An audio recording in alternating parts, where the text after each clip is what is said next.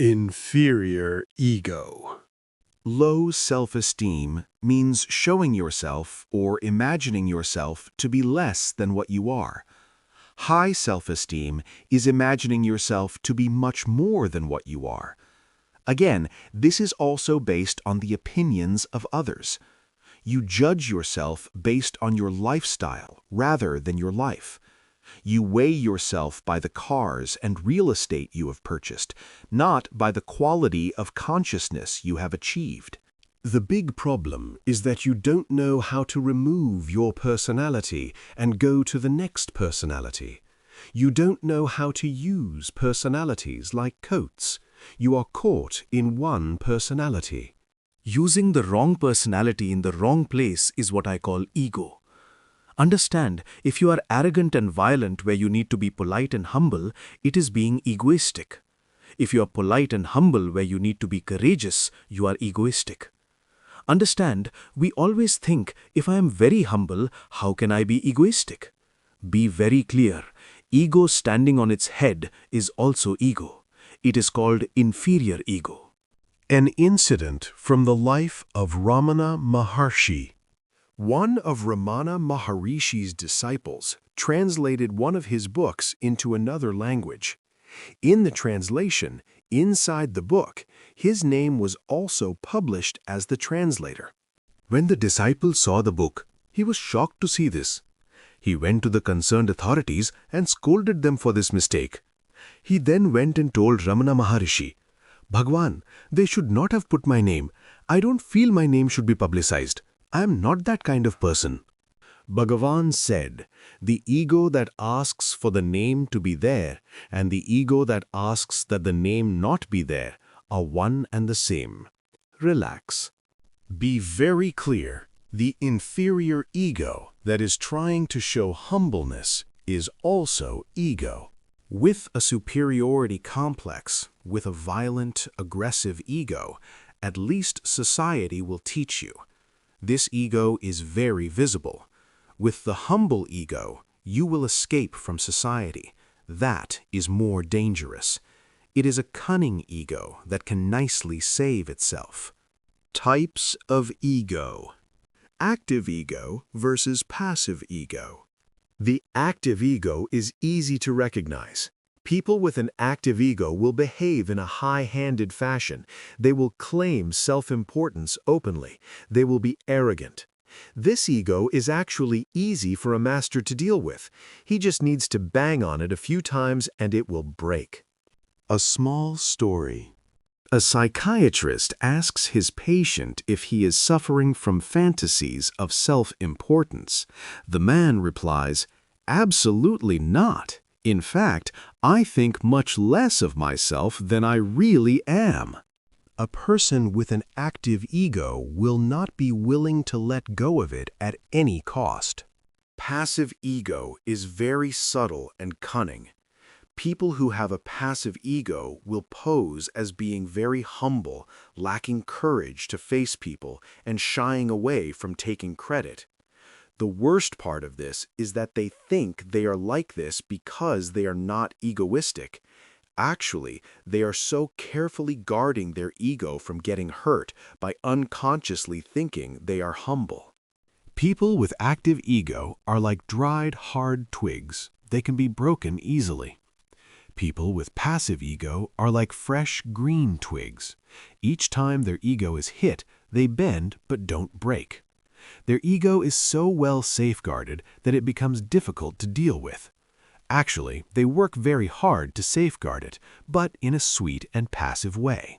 You care so much about others' reactions and opinions towards you. You cannot bear to suffer hurt to the ego that you have nurtured so carefully all these years. This ego is your very anchor point. If it is jolted, you will feel anchorless. So with the excuse of being humble and obedient, you keep quiet. You miss one more opportunity of exposing your ego in the Master's presence. You miss one more opportunity to take a big step towards flowering. Social ego. There is one more play of ego that we all nurture so well. It is called social ego. You feel that your life is highly private to yourself and that no one should be let into it. You are afraid that your whole image might come crashing down and there will be nothing to prop you up in society. This is social ego. It is more of an identity for you to experience than for others. If you can show yourself to the world just as you are, you will be more relaxed, because then there will be no pressure to cover up anything. A small story. Once a candidate running for a political office finished a speech and sat down. A man sitting next to him asked, "Sir, would you like to have a drink? We have hard drinks as well." The man replied, "First, I need to know if this is an inquiry or an invitation." Because of our social ego, we are always self-conscious. We think people are looking at and talking about us all the time. When you are self-conscious, you are egoistic. You think that you are a big entity and that everyone's eyes are on you all the time. That is why you get self-conscious. When you become self-conscious, you are living and yet not living. Self-consciousness is a barrier to your beauty and grace. Your beauty does not come forth freely. Look at animals and nature. They flow so beautifully and freely because they are not self-conscious. They are simply happy being one with existence. The moment you start thinking that people are watching you, ego has stepped in and you lose your natural self. Children are not as self-conscious as adults. If you watch them play, you will see they have so much beauty and innocence. Even when pictures are taken, you will notice that pictures taken without you being aware that you are being photographed look much better than pictures taken when you pose for the camera. The moment you are asked to pose, you become self-conscious. Your ego is afraid of what people might say and think about you. The self-conscious ego is all the time calculating and weighing others' opinions. A small story. One Sufi mystic went to a king and begged for a square meal. The king shouted at him, saying that nobody there knew him. The mystic laughed and said, "Yes, I agree. Nobody here knows me, but I know myself. In your case, everybody knows you, but you don't know yourself." When you stop calculating and start being innocent and open, you will be filled with wonder and freshness all the time. Life will never become dull and restrained for you. I and mine. I is the ego, the root of fear. Mine, this is my house. That is my car, these are my friends, is the root of greed. I means continuously doing. Mine means continuously having. Continuously you try to expand your boundary. Continuously you try to change the things outside. You want to expand your boundary of mine. For example, you have a basic car now, but you want to have a more luxurious car. You may want more than one car. You have a house to live in, but you want a bigger house. This kind of personality is based on having. Such people feel happy, secure, and relaxed only when they continuously possess more and more things. The deep feeling of insecurity and fear drives us to more greed, to continuously try to possess more things. Continuously possessing things is nothing but a feeling of deep insecurity.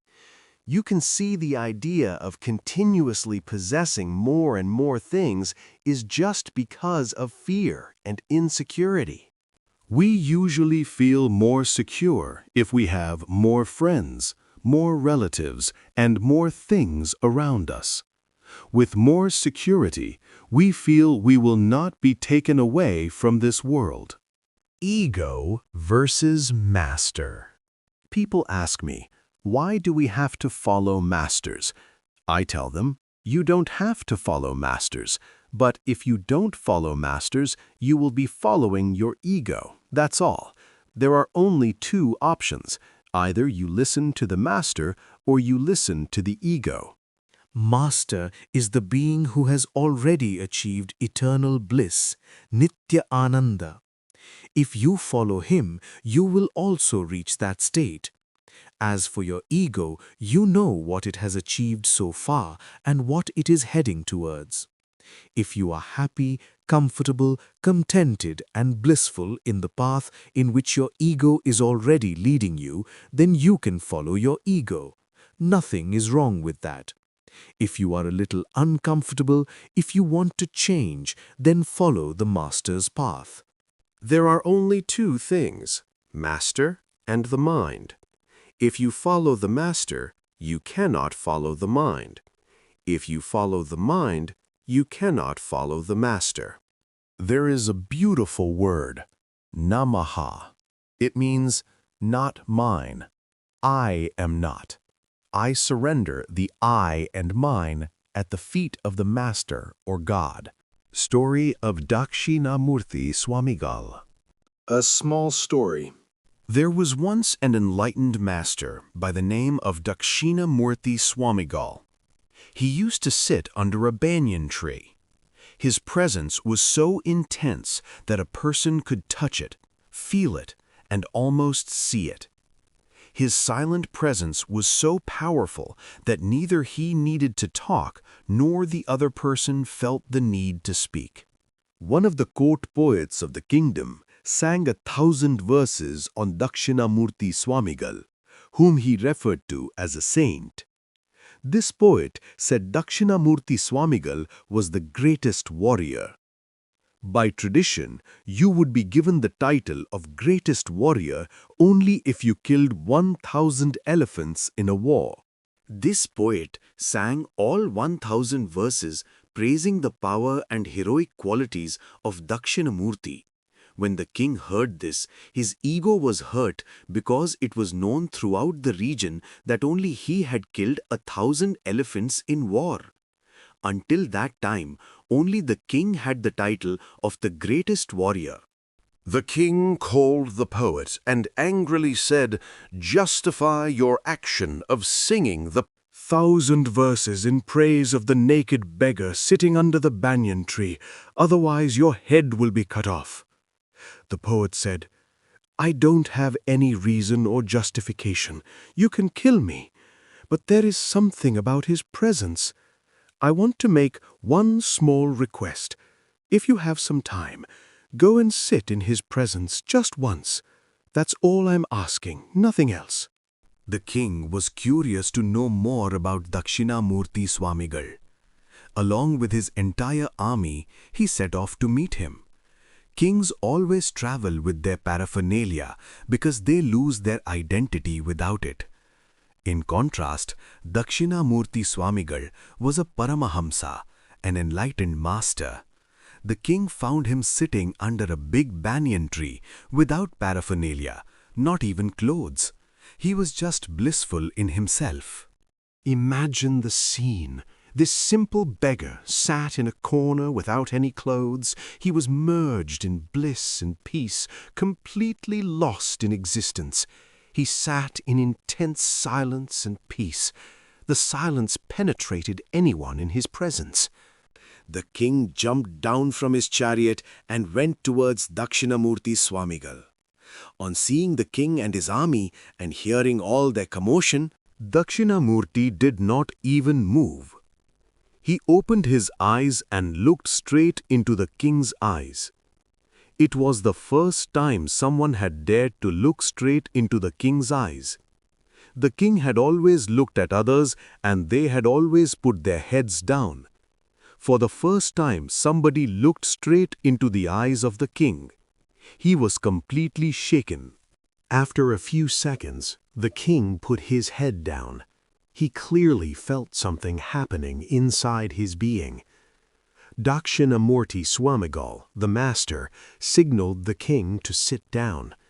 All the ministers and the army dropped their weapons and also sat in silence. In 10 minutes, the entire army was sitting down. 1 hour passed. Then 2 hours passed, 3 hours, and the evening came and went. One full day passed by. The master, the king, and the whole army sat in silence. Not a single word was exchanged. 3 days passed by. Then the master opened his eyes and said, "Now you can go." The king fell flat at the master's feet, paid his respects to the great master, and left in silence. He reached his palace, summoned the poet who had written the verses in praise of Dakshinamurti. Swamigal, and said, "Why did you write only 1,000 verses in praise of the master? You should sing 10,000 verses." The poet then made a beautiful statement. Killing 10,000 elephants is easy. You just need the weapons to kill them. But killing one's mind is a real achievement. This master had killed his mind. Not only had Dakshinamurti Swamigal killed his own mind, he could kill the mind of anybody who sat in his presence. Killing 10,000 elephants doesn't take courage. Killing your mind requires courage. Meditation techniques. Remember the seer. There are 2 steps. Remember who the seer is. When you open the eyes, understand that you are seeing through the eyes. You are not seeing. Then suddenly you will see that your whole energy is centered in the Ajna chakra, or brow center between the 2 eyes. You will see things more clearly, in more detail, like how you see things as fresh after it rains. Then you will have neither attachment nor detachment. You will not have any suffering. For example, sometimes in your sleep, you know you are dreaming, but you don't come out of the dream. In that state, you can see that your dreams are clearer, and you can even alter the dream. In the same way, when you realize that what you think as reality now is only a dream, you will have the energy and intelligence to alter it. When the frequency of your consciousness rises, you will get the intelligence to realize that it is only a dream, and so there is no need to change it. 2. Visualization. This technique can be practiced anytime. Feel the cosmos as a translucent, ever-living presence. Try to feel the life in everything that is around you. Try to see it. Try to feel it. First, try to feel the life inside your body. Then, try to feel the life inside the chair on which you are sitting. See how you are feeling alive inside your skin. In the same way, visualize and feel you are alive inside the chair, inside the cushion. Then visualize you are alive inside the people who are sitting next to you. Let me give you an example. Let's say that you put a bamboo stick in a river. Now, you can see a part of the river on the left of the bamboo and another part to the right of the bamboo. But does it mean the river has now been divided into 2 parts? No. If the bamboo is taken away, there is no right side or left side anymore. There is no boundary. It is just one river. That's all. Life is just like the river. The bamboo is your ego. Because of your ego, you say I and you. You have 2 sides, you and the world. You see duality because of that bamboo. If you just take the bamboo of your ego away, there is neither I nor you. It is pure, ever-living presence. 3. Third eye meditation. Total duration, 25 minutes. This is an extremely powerful technique, most effective when practiced in the master's presence or in front of a picture of the master's eyes. Step 1. Duration, 5 minutes. With your eyes closed, just see through your eyes whatever images you are seeing behind the closed eyes. Step 2. Duration, 5 minutes. Now open your eyes, and through your third eye, look intensely at the master's third eye in the picture. Look through your eyes. Step 3. Duration, 5 minutes. With your eyes closed, just see through your eyes whatever images you are seeing behind the closed eyes. Step 4. Duration, 5 minutes. Now open your eyes and through your third eye, look intensely at the master's third eye in the picture. Look through your eyes. Step 5. Duration, 5 minutes. With your eyes closed, just see through your eyes whatever images you are seeing behind the closed eyes.